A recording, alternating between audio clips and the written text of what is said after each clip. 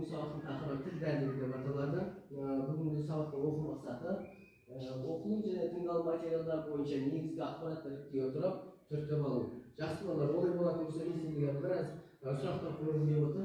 Яғни болашақта қандай маман иесі болғың келеді? Ақылбек? Мұғалім болғым келеді. Жақсы, мұғалім болғың келеді. Келесі, болашақта қандай мамандық иесі болғың келеді? Сұлтан?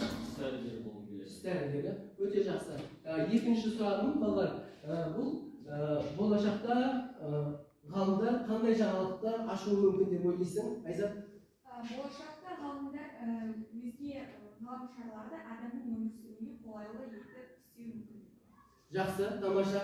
Келесі, болашақта осы сұрақ бойынша шынайы өзіңнің ойыңызды білдіріңіз келеді. Ғалымдар жердің тегіс болып шығуы мүмкіндігін ашады. Жақсы, жақсы. Олай болса, балалар, бұл әрине бір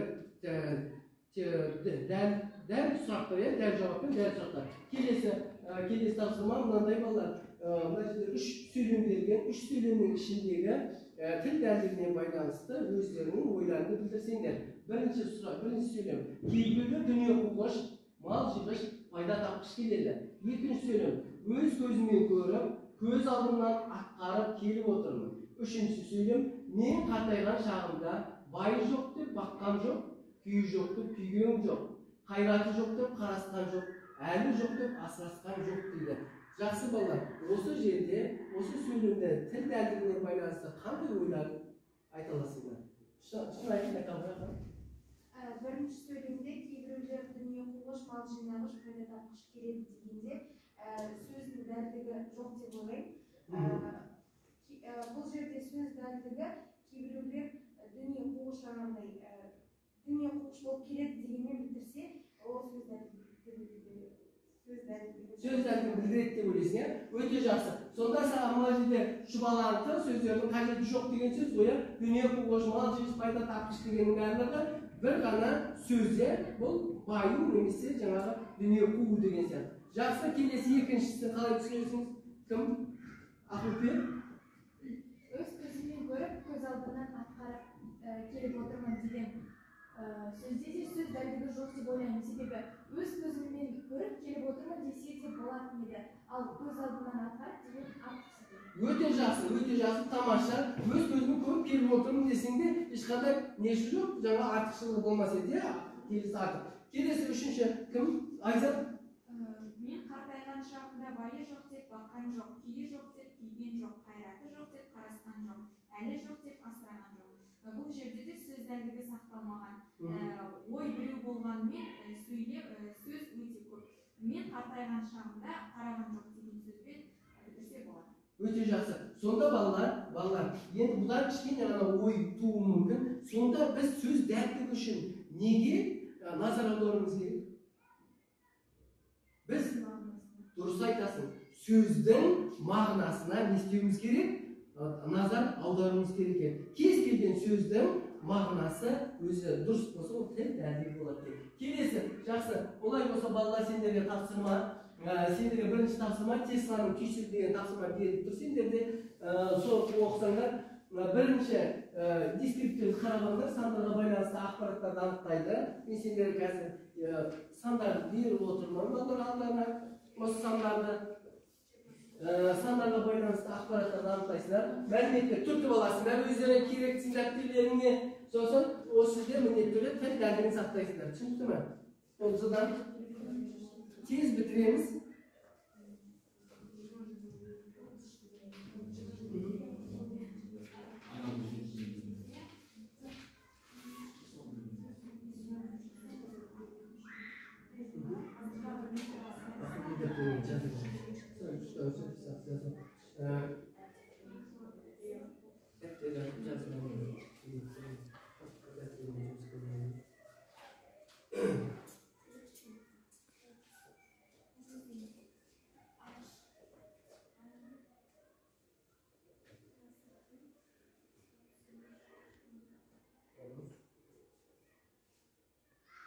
Al жақсы балалар, болдық па?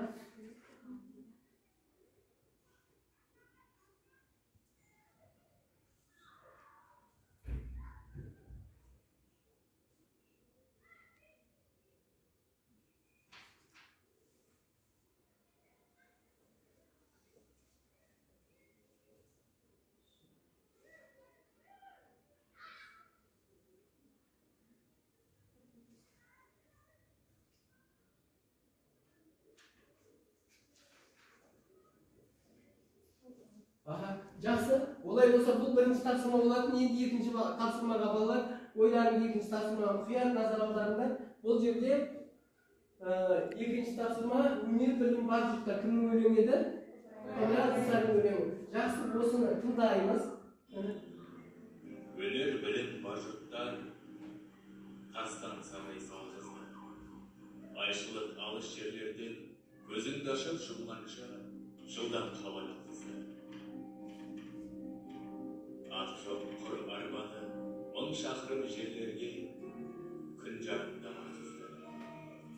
Адамды құстай ұшырды, мал істейтін жұмысты отпен суға түсірді.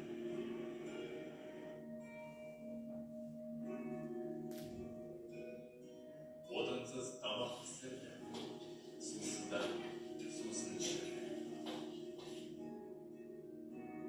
Теңізі жүзді балықтай, дүниені кезді жабдықпай. Білгендерге осылар бәрі дағы анықтай, білмегенде таныстай. Біз де бекер жатпадық, осыларға таныспай. Ат өнері білінбес, бәйге түсіп жарыспай. Желімдеп шыққан көкшеттей, жаңа өспірім достарым, қатарың кетті-ау алысқай, ұмтылыңыз қалыспай. Біз надан көп өсірдік, иектегі сақалды, өнер жігіт көркінен ескермедік мақалды.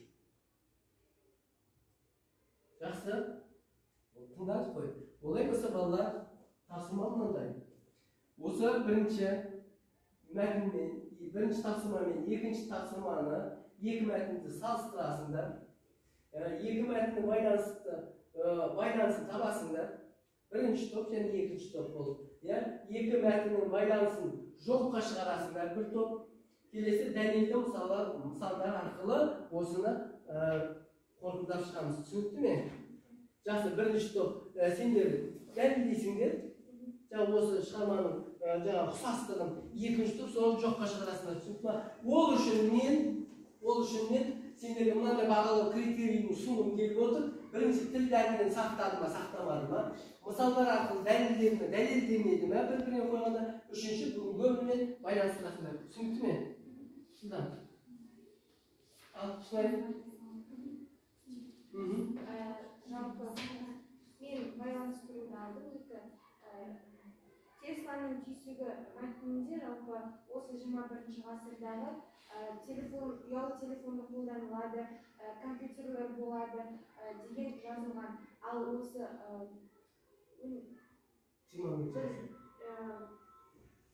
Ыбырай Алтынсариннің өлеңінде ол жерде де жаңағыдай ол жерде де 21 ғасырда болашақта жалпы ұялы телефон қолданылады. Қазіргі біз ұшып жүрген ұшақтар болады деген сияқты келтірілген. Жақсы. Мысал арқылы. Бүгінгі өмірмен қалай байланыстырар едің? Бүгінгі өмірмен қазіргі кезде біз барлығымызда дерлік телефон бар, барлығымыз ұшақпен бір жаққа тез жету үшін ұшамыз, және де өте біздің мүмкіндігіміз көп деп ойлаймын. Жақсы. Жаңағы сандар бойынша не айтып кете аласың? Бұл сандар бойынша бізде 21 ғасыр және де 20 жылы берілген. Тесланың түйсігінде 21 ғасырдың адамы үшін үйреншікті жайт болады. Яғни телефон алуымыз, ұшақпен ұшуымыз, ал 23 жылға жуық ішінде өміріміздің ажырамас бөлігі болып кетеді. Жақсы. Келесі екінші. Бірінші сандар. 10 шілде және 30 саны. Мәтінге қарайтын болсақ, 10 шілдеде 1856 жылы Никола Тесла өмірге келді. Және 20 ғасырдың 30 жылдары тілшілер Тесламен тығыз байланыста болған. Келесі тапсырма бойынша Тесла мәтінімен, Никола Тесла мәтінімен Ыбырай Алтынсариннің өлеңінің арасындағы байланыс. Біздің айтқымыз келгені арасында байланысты жоққа шығарамыз. Себебі Тесла бұл жерде болжам туралы айтылған, ал Ыбырай Алтынсариновті факт, қазіргі уақытта болып жатқан бар нәрселерді көрсетеді. Ал Никола Тесла болашақта осындай болады деген өзінің сенімін білдірген. Қазіргі уақытпен байланыстыратын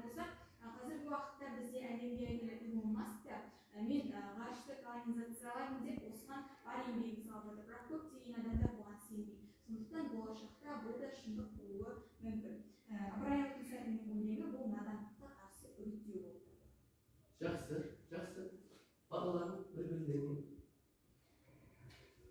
Айзатқа берер бағам сөз дәлдігі өте жақсы болды. Және де бүгінгі өмірмен байланыстыра алды мысалдар дәл болды.